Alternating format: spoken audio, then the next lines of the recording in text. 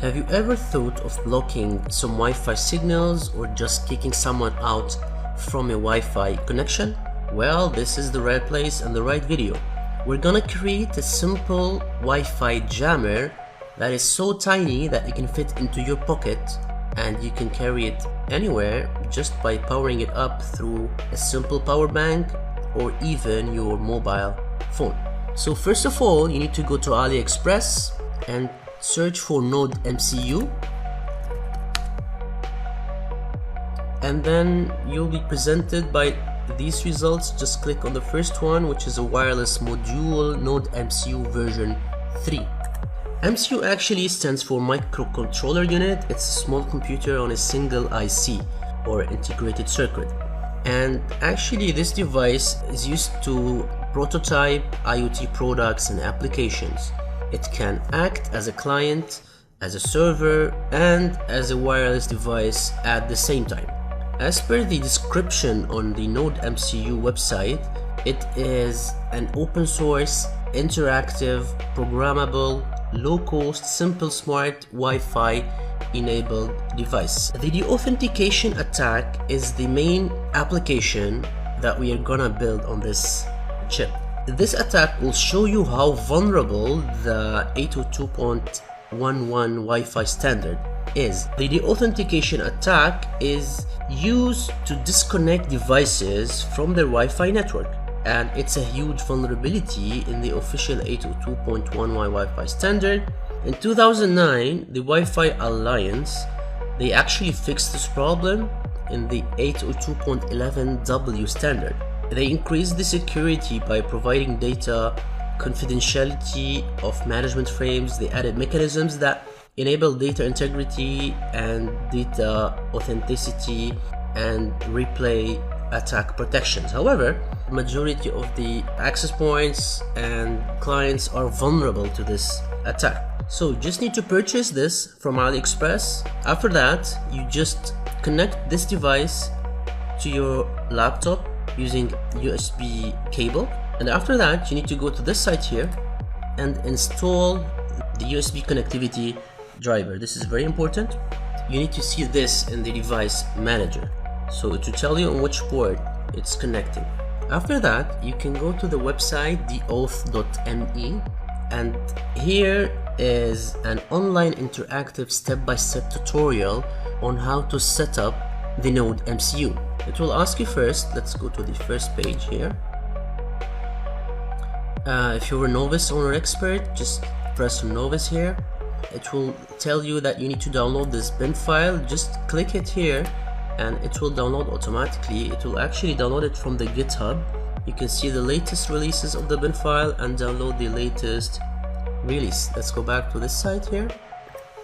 Press next, select the operating system you're using, and you need to press here as well to download the Flasher software. The Flasher software will help you upload the bin file or populate the firmware on the NodeMCU device. Just press next, select the COM port that the board is on.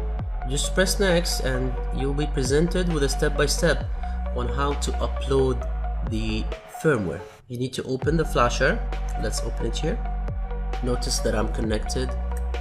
The device is connected to COM8 port. You go to config and select the location for the bin file. Just select that and press and open. Now let's press next here. It is telling us to press on operations tab and press on the flash button. Next you go here, select the COM8 port, and then press on the flash button. It will take some time to upload the firmware, and once you see this check mark, it means that the firmware has been uploaded successfully. A couple of things you need to take care of before doing that is to go to the advanced tab here and use the defaults that you can see on the chip. Now, once things are in place, you need to connect to this Wi-Fi SSID here named pwned. So let's do that. Open the Wi-Fi here, and this is the newly created SSID. Click pwned and press connect. You'll be prompted to enter a password for the first time. Let's go here, the author. Just click next, and you'll be connected to the pwned network. Now we need to go to this IP here, 192.168.4.1, and you'll be presented with the application that we have just populated on the NodeMCU. A couple of things that we need to know here. The first tab is used to scan all the neighboring Wi-Fi connections, so just press on scan apps. Once you do that, you will notice that the blue LED light will turn on. It will take a couple of seconds and then it will turn off. Once it turns off, just press on the reload here. You will get all the neighboring Wi-Fi networks. After that, you select one access point. I'm doing this on my connection here, MAJO. Then select or press on the scan stations button. Again, the blue LED on the chip will turn on. It will take 15 seconds to scan the stations that are connected to this access point. During the scanning of the stations, you will be disconnected from the pwned network. So after the scanning is complete, make sure you're connected again to the pwned network. Press on the reload button here and go down to the stations section. Press on select all, so we're selecting all the stations that are associated with this access point. Then go to the attacks menu. You'll be seeing three types of attacks: the authentication attack, beacon attack, and the probe. As for the deauthentication attack, which is the main application in the tutorial here, we have selected 6 targets. So once we start here, pressing the start, it will start sending the authentication frames to all these 6 targets.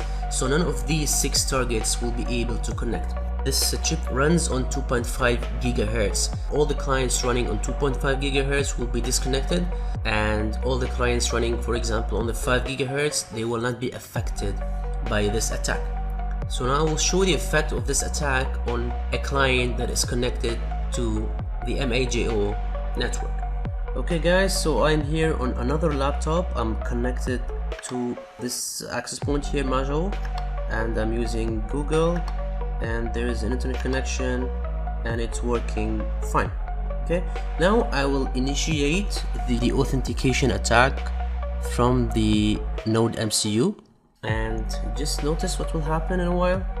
Just wait for a couple of seconds and you will see that there is a yellow mark here which obviously says that there is no internet connectivity. So let's check it out here. Just do this refresh.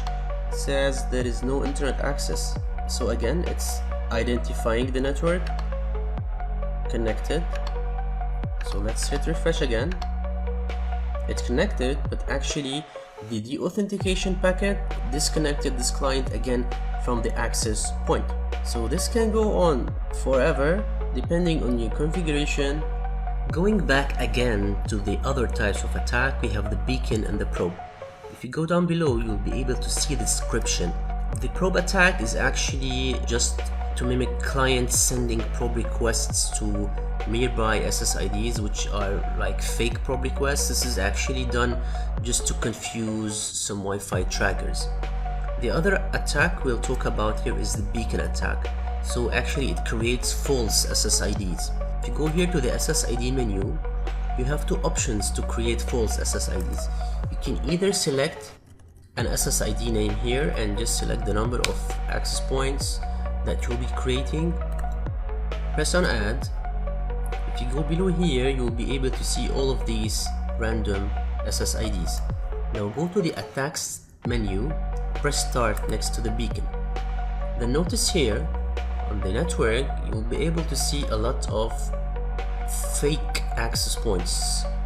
Again, you can go to the SSIDs, you can enable the random mode, which actually creates a list of just random access points with these naming conventions, as you can see. Again, go to the attacks menu and start the beacon attack again. Let's check now, and you will see a list of these random access points available for us to connect to.